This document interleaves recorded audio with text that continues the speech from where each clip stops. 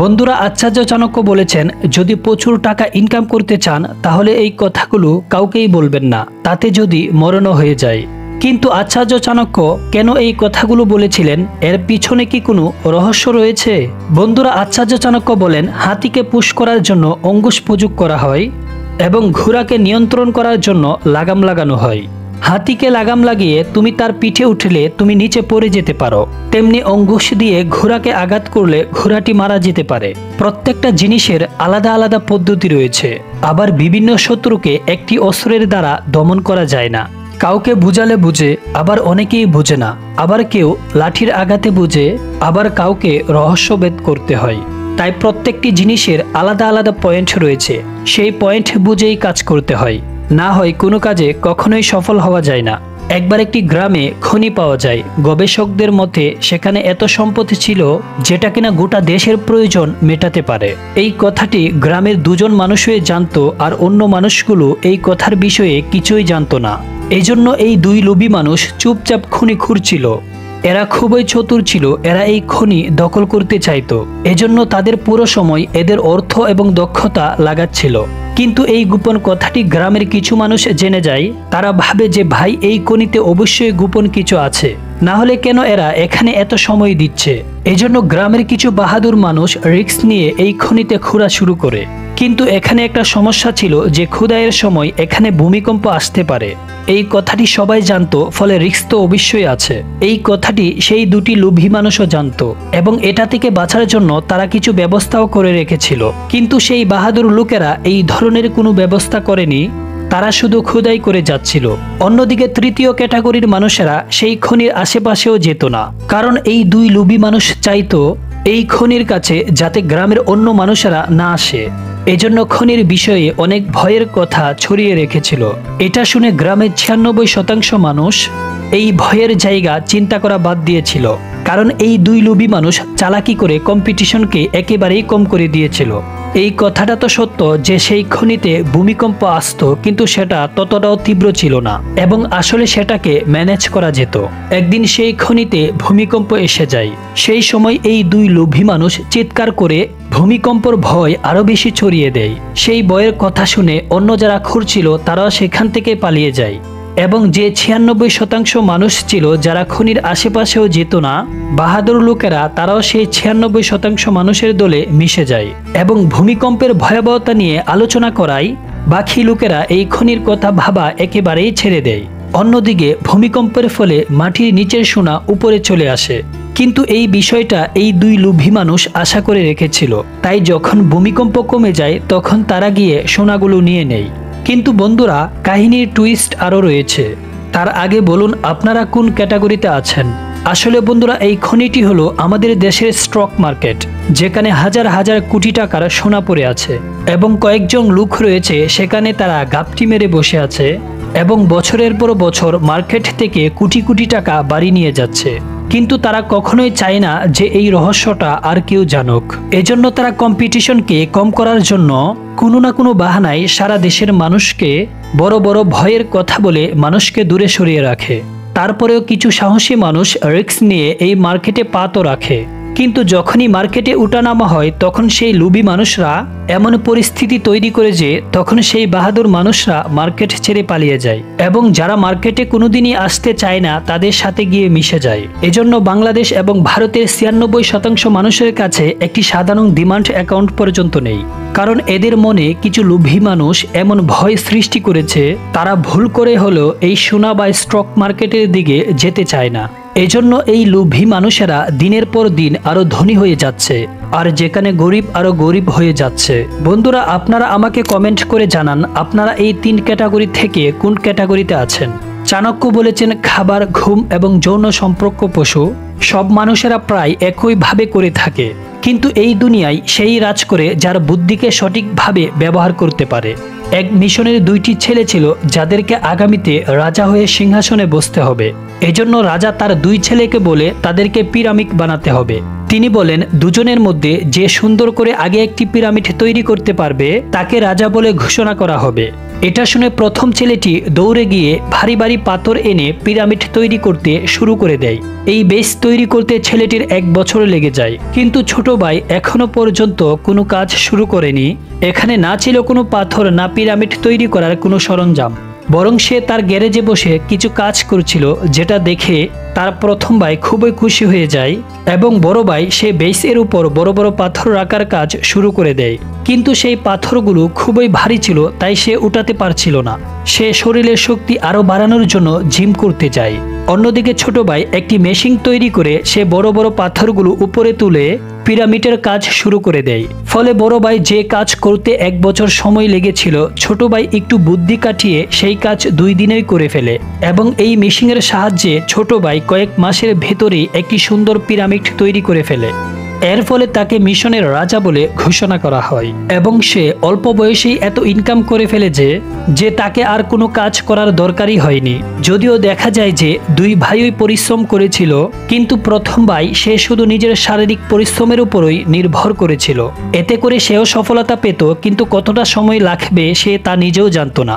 অন্যদিকে ছোট ভাই পরিশ্রমের থেকে বুদ্ধিকে বেশি প্রায়োরিটি দিয়েছে এবং সেই মেশিনের দ্বারাই সে হাজার হাজার মানুষের তুলনায় খুব কম সময়ে আরো অনেক পিরামিড তৈরি করতে পারবে এবং এই রকম বুদ্ধিমান লোকেরাই কম বয়সে রিটায়ারমেন্ট নিয়ে বাকি জীবনটা রাজার মতো কাটিয়ে দেয়। অন্যদিকে শরীর দিয়ে পরিশ্রম করা লোকেরা সারা জীবন গোলাম হয়ে থেকে যায়। পরের বিষয়ে আচার্য চাণক্য কি বলেছেন, যে পেঁচা দিনে দেখতে পাই না, এতে সূর্যর কি দোষ? ঠিক তেমনি বর্ষার কালে ছাতকের মুখে এক বিন্দু জলও যায় না, এতে মেঘের কি দোষ?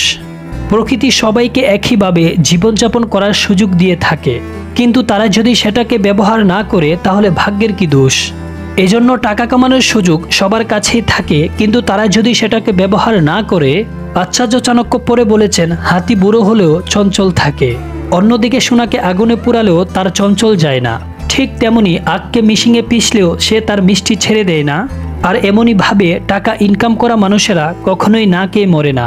এরকম মানুষেরা পৃথিবীর যে কোনো জায়গায় গিয়েও পুনরায় তার সাম্রাজ্য দাঁড়া করাতে পারে, কিন্তু শর্ত হলো সেটা পাওয়ার জন্য নিজেকে প্রস্তুত থাকতে হবে। এমন মানুষ খুব কমই আছে যারা বলবে যে আমাদের টাকার দরকার নেই, কারণ টাকাই সেই জিনিস যেটা আমাদেরকে ভালো জীবনযাপন করতে দেয়। যদিও টাকা দিয়ে কিনা জিনিস আপনাকে সারা জীবন খুশি দিতে পারে না, কিন্তু আপনার কাছে যদি টাকা থাকে তাহলে আপনার সমস্যা অনেক কম হবে। এজন্য জীবনে সফল ও ধনী হওয়ার এমন কিছু নিয়ম বলবো যেগুলো জীবনে অ্যাপ্লাই করলে আপনার জীবন বদলে যাবে। আপনি যদি ফাইন্যান্সিয়াল ফ্রি হতে চান, ফাইন্যান্সিয়াল প্রবলেম দূর করতে চান, তাহলে বাকি পয়েন্টগুলো মনোযোগ দিয়ে দেখুন। নাম্বার 1, সঞ্চয় করার থেকে টাকাকে বাড়ানোর দিকে জোর দিন। সবচেয়ে গুরুত্বপূর্ণ বিষয় এটাই যে আপনাকে টাকা সঞ্চয় করার থেকে বেশি জোর দিতে হবে টাকা বেশি ইনকাম করার বা টাকা বেশি বৃদ্ধি করার দিকে। এমন কথা আমরা কম বেশি সবাই জানি, কিন্তু খুব কম লোকেই এটা নিজের জীবনে অ্যাপ্লাই করতে পারে। এজন্য বেশিরভাগ লোক ধনী হওয়ার জন্য টাকা সঞ্চয় করা শুরু করে, কিন্তু কখনোই নিজের কাজকে বাড়াতে চায় না। আর সেখানে ঠিক আপনাকে উল্টোটাই করতে হবে। টাকা সঞ্চয় করার পরিবর্তে টাকা বেশি ইনকাম করার দিকে নজর দিতে হবে। এজন্য টাকা একটু বুঝে শুনে ইনভেস্ট করা দরকার। তাই টাকাকে বাড়ানোর উপর বেশি জোর দিন, কারণ আপনার পছন্দের গাড়িটি যদি 60 বছরে নয় 26 বছরে চালাতে চান, তার জন্য পরিশ্রম তো অবশ্যই করতে হবে। নাম্বার 2, সফলতার পিছনে নয় ইনোভেশনের পিছনে ভাবুন। কারণ আমরা আমির খানের সিনেমাতে দেখেছি, সাকসেসের পিছনে নয় এক্সেলেন্টের পিছনে দৌড়ান, তাহলে সাকসেস এমনিতেই চলে আসবে। এটার মানে হচ্ছে নিজেকে এতটাই দক্ষ করে তুলুন যে আপনি টাকার পিছনে নয়, বরং টাকাই আপনার পিছনে ছুটুক। এটা আপনি তখনই করতে পারবেন যখন আপনি মনোযোগের সাথে আপনার কাজে লেগে থাকবেন। বন্ধুরা, আমরা জীবনে সেটা পাই না যেটা আমরা চাই, বরং সেটাই পাই যেটার জন্য আমরা যোগ্য। নাম্বার 3 নম্বর পয়েন্টটা হলো, আপনি যত বেশি শিখবেন ততই বেশি ইনকাম করবেন। বন্ধুরা, আজকের দিনে অনেক অ্যাডভান্স হয়ে গেছে, এজন্য মানুষ কম সময়ে বেশি ভ্যালুয়েবল জিনিস পেয়ে যায়। দেখুন, এই ভিডিওতে টাকার সম্পর্কে যে গোপন বিষয়গুলো বলা হয়েছে, এগুলো জানার জন্য আপনাকে হয়তো অনেক বই পড়তে হতো, কিন্তু আপনি বুদ্ধিমান, তাই কম সময়ের মধ্যে আমাদের এই ভিডিও থেকে আপনি তা শিখে নিচ্ছেন। কিন্তু ভিডিও থেকে বা অন্য যে কোনো জায়গা থেকে শুধু জানলেই হবে না, সেটি নিজের জীবনে অ্যাপ্লাই করতে হবে। কারণ আপনি যত জানবেন ততই বুঝতে পারবেন যে কোনো জিনিস কিভাবে কাজ করে। আপনি যতই জানবেন ততই বেশি টাকা ইনকাম করবেন। এটা কখনোই ভাববেন না যে টাকা ইনকাম করার জন্য কখনোই জানতে হয় না। মনে রাখবেন, মানুষ যদি শিক্ষা বন্ধ করে দেয় তাহলে সে কখনোই উন্নতি করতে পারবে না। নাম্বার 4, যা করতে চান তা তাড়াতাড়ি শুরু করুন। প্রতিটি মানুষই সফল হতে চায়, কিন্তু তারা বলে আজ নয় কাল করব। কিন্তু কাল করলে সেটা কালই পড়ে যায়। তাই আর সময় নষ্ট না করে আপনি যদি সফল হতে চান তাহলে আজ থেকেই কাজ করা শুরু করুন। সেটা যেই বিষয় হোক, আপনি যদি আপনার আইডিয়ার উপর কাজ করতে চান তাহলে সেটাকে কখনোই ফেলে রেখে দিবেন না, বরং সেটার উপর আজ থেকেই কাজ করা শুরু করুন। এমনটা হতেই পারে যে আপনি একবার ব্যর্থ হলেন এবং দ্বিতীয়বারও ব্যর্থ হলেন, কিন্তু ব্যর্থ হওয়ার পর এটা আপনি অবশ্যই জানতে পারবেন যে আপনার কোন কাজটি করা উচিত হয়নি। এজন্যই কিছু না শেখার থেকে কিছু না কিছু শেখা অবশ্যই অনেক ভালো। তাই যত তাড়াতাড়ি সম্ভব নিজের আইডিয়ার উপর কাজ করা শুরু করুন এবং বেশি থেকে বেশি সময় নিজের ক্যারিয়ারের উপর দিন। Number 5, track your money. বন্ধুরা, এটা কোনো পার্থক্য হয় না যে আপনি একজন চাকরিজীবী বা বিজনেসম্যান। একটি রুল আপনাকে সবসময় ফলো করতে হবে, সেটা হলো নিজের টাকাকে ট্র্যাক করা, নিজের বাজেটের হিসাব রাখা, কোথায় কত টাকা খরচ করছেন এবং কত টাকা সঞ্চয় করছেন। আপনি যদি জীবনে ধনী হতে চান তাহলে আপনাকে একটি সুন্দর জীবনযাপন করতে হবে, কিন্তু এটাও খেয়াল রাখতে হবে আপনার টাকা যেন ফালতু বিষয়ে খরচ না হয়। যেমন একজন বিজনেসম্যান বিজনেস করার জন্য দরকারি ল্যাপটপের উপর টাকা খরচ করবে, নাকি রেস্টুরেন্টে গিয়ে টাকা খরচ করবে। অর্থাৎ যে জিনিসটি আপনার সফল হওয়ার জন্য দরকার তার উপর টাকা খরচ করুন, ফালতু জিনিসের উপর কখনোই টাকা অযথা নষ্ট করবেন না। নাম্বার 6, টাকা আসতেই সেটাকে খরচ করা। অনেক মানুষ রয়েছে যারা বেশি টাকা ইনকাম করলে তারা বেশি টাকা খরচের দিকে মন দেয়। এতক্ষণ পর্যন্ত যেহেতু ভিডিওটি দেখেছেন তার মানে আপনি অনেক টাকা ইনকাম করতে চান। তাই প্রচুর টাকা ইনকাম না করলেও এখন পর্যন্ত যতটুকু টাকা ইনকাম করছেন সেটাকে ফালতু জায়গায় খরচ না করে ভালো জায়গায় ইনভেস্ট করুন। এখন সেটা অল্প টাকা হলেও লং টাইমে সেটা আপনাকে অনেক টাকা এনে দেবে। নাম্বার 7, ফোকাস এবং কনসিস্টেন্সি। আপনারা তো অনেক কিছুই শিখলেন, কিন্তু নিজের কাজের উপর যদি নিয়মিত ফোকাস না রাখেন তাহলে পুরো পরিশ্রমটাই বেকার হয়ে যাবে। কারণ আপনি যদি মাঝপথে বা সফলতা পাওয়ার আগেই সেটাকে ছেড়ে দেন তাহলে আপনার সকল পরিশ্রম বৃথা যাবে এবং তার সাথে আপনার জীবনও অনেক পিছিয়ে যাবে। আপনি জীবনে যতই ধনী হতে চান না কেন, আপনি যদি একবার আপনার লক্ষ্য থেকে ছিটকে যান তাহলে আপনি কোনোদিনই সফল হবেন না। এইগুলো হলো সফল হওয়ার 7টি নিয়ম, যেগুলো আপনি ফলো করলে অবশ্যই ধনী এবং সফল হবেন। ভিডিওটি একটু হেল্পফুল মনে হলে অবশ্যই লাইক করবেন আর কমেন্টে আপনার মতামত জানাবেন। দেখা হচ্ছে নেক্সট ভিডিওতে। Thanks for watching.